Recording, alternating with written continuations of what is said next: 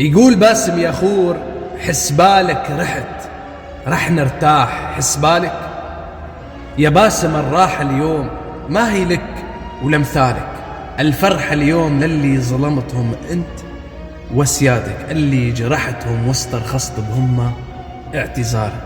انت اللي أيدت الظالم يا باسم، وله اليوم ما حسبت حسابك.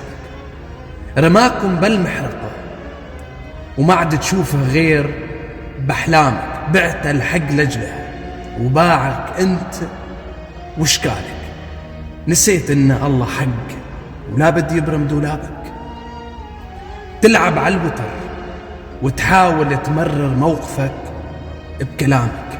يا أخي ممثل والتمثيل مهنتك وراس مالك، وهالبيت ما جاء غير من حسرتك وحرقة عصابك، لأنك لمعت صورتهم ونسيت تنظف لسانك.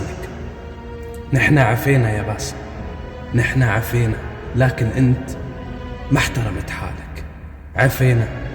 عفينا يا باسم، رغم ان هالعفو كلمة لا عرفتها لا انت ولا اصحابك.